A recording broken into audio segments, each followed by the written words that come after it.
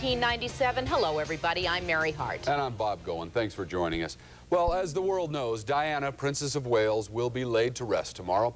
And late tonight in London, Diana's body was moved from St. James Palace to Kensington Palace, where her funeral procession will begin in the morning. The son, who looks so like Diana, spoke in public today and flashed the shy smile that she gave him. ET's Mark Steinis begins our coverage. Bob, as the world counts down the hours before Diana's final farewell, here at Buckingham Palace, record crowds have gathered outside the gates to catch a glimpse of the Queen and to hear her message to the nation. Perhaps the most important message of her 45-year reign. We have all been trying to help William and Harry come to terms with the devastating loss that they and the rest of us have suffered. In a land where royal protocol is utmost, the death of Diana brought out a sad and tender side of the Queen. That within a very few minutes, that actually she totally engaged us as the audience, both as the sort of grandmother of the boys that were bereaved, but also as our Queen. The royal family faced overwhelming pressure to address the grief being felt by all Britons. Earlier today, the Queen, dressed in black, met mourners outside the palace gates. And emotions ran high when Prince Charles led his two sons, William and Harry, to the sea of flowers nearly surrounding the royal compound.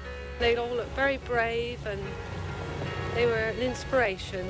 Prince Charles had very bloodshot eyes and I felt really sorry for him.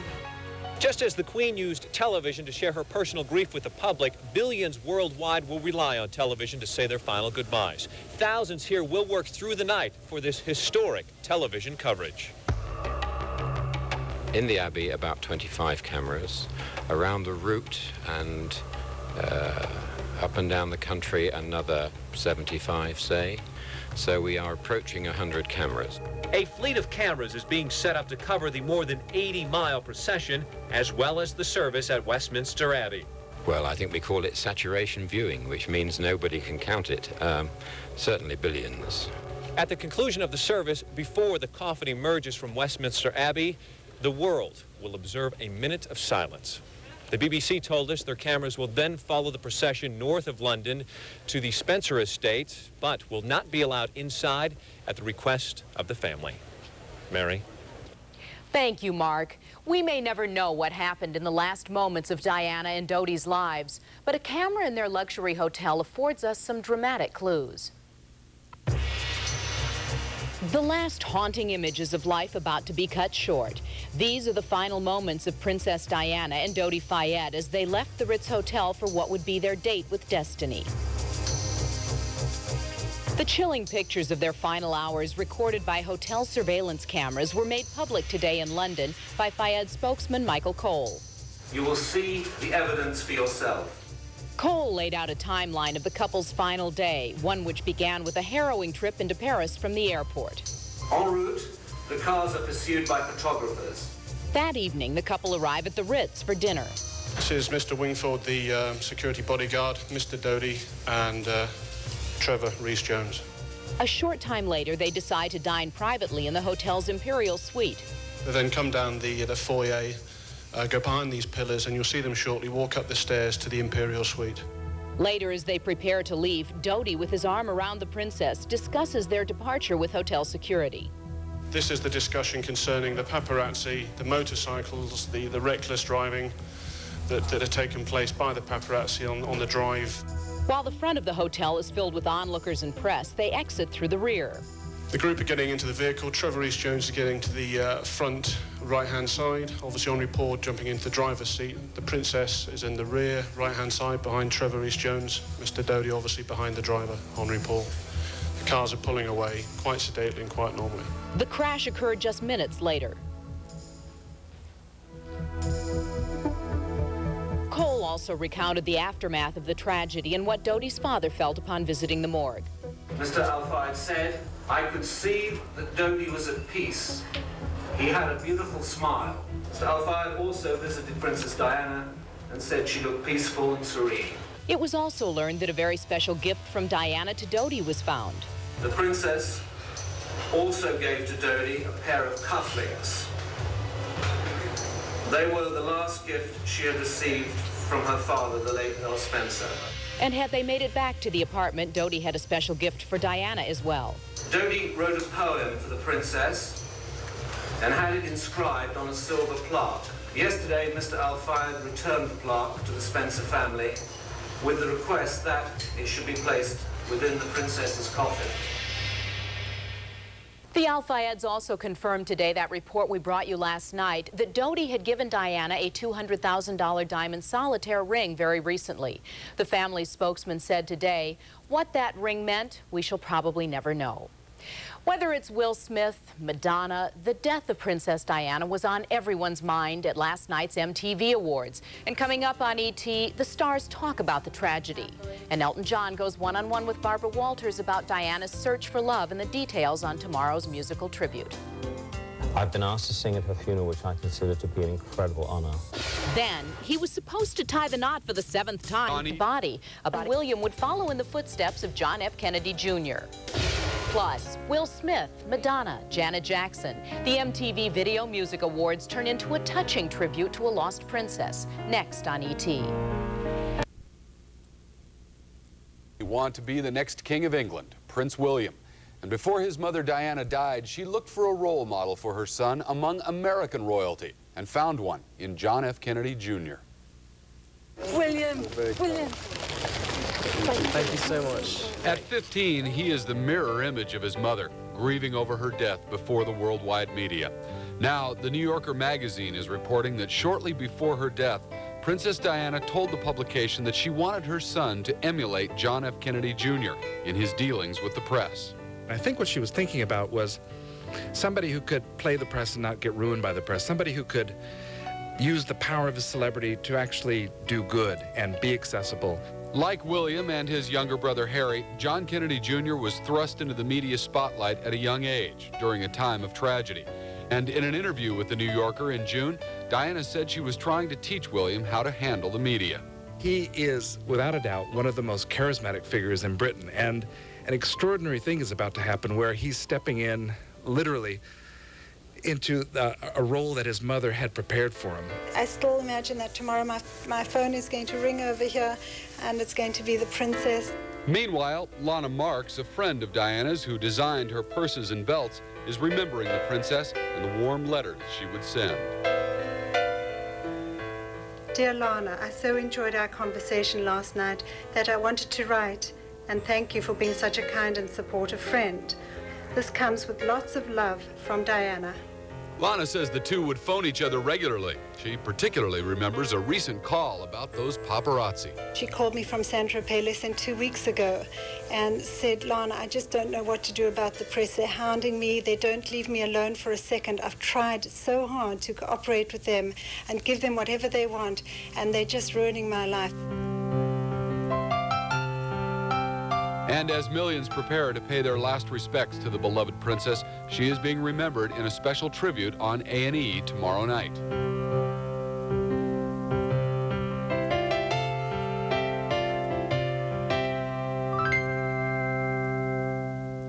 As for the New Yorker magazine with Diana's interview about JFK Jr., well, that was rushed to newsstands today.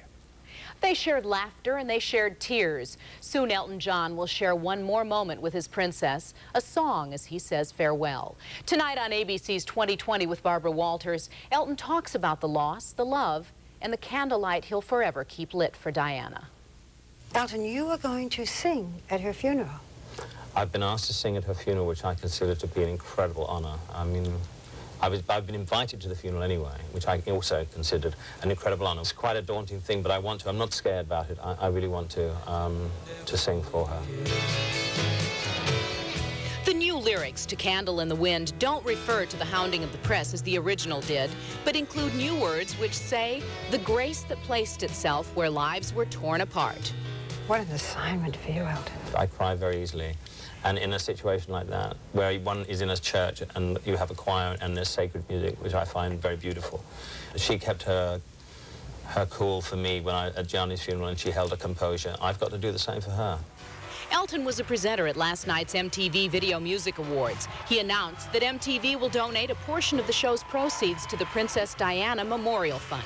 In fact, $100,000 has been set aside to help support the AIDS charities to which Diana so generously donated her time, her energies, and her love. She would have, no idea how much people loved her. I'm not going to stand up here and rant and rave about the paparazzi or the irresponsible behavior of the editors of all the tabloids. It's time for us to take responsibility for our own insatiable need to run after gossip and scandals and lies and rumors.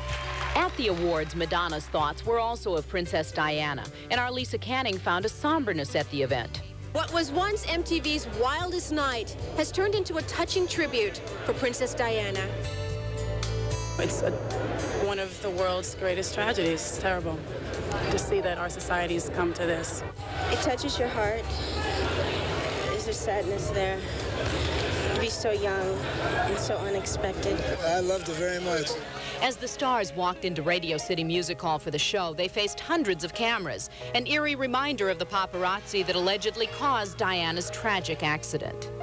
That's horrible that someone could have that in their heart, to even do that. I understand people have to make a living, but, you're making a living, making other people's lives difficult.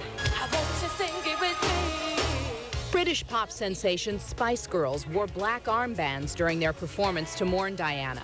Obviously, we just got to look to the future and learn from it. That's the most important thing. One of the wrong people to leave us so soon. Dodie was a friend of mine for 15 years, so I still don't believe it. It's like a surrealistic dream or nightmare, really. I feel so sorry for our children, and it was a tragedy that did not have to happen. While the memory of Diana was on everyone's minds, MTV did have some trophies. Seized control of the local elementary school.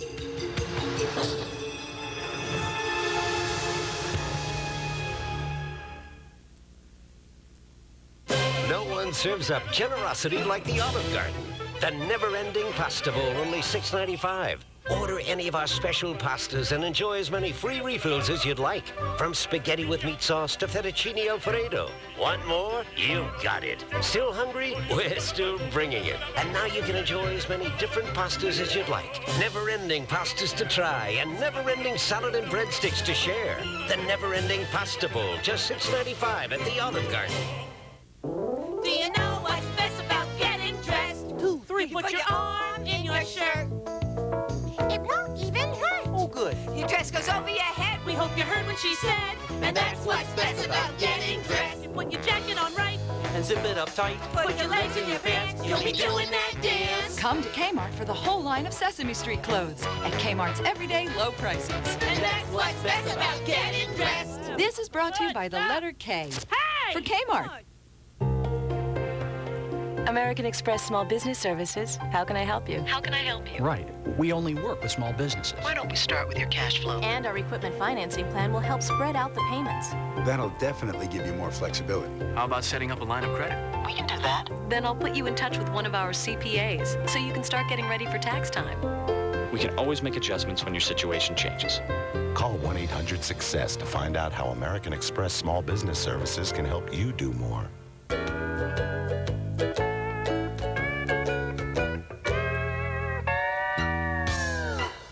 When spills are at their worst, Bounty's at its best. It's the quilted quicker picker-upper. Bounty is quicker. It gets what this other towel left behind. Ordinary towels fall apart, even top quality towels, but Bounty's more durable.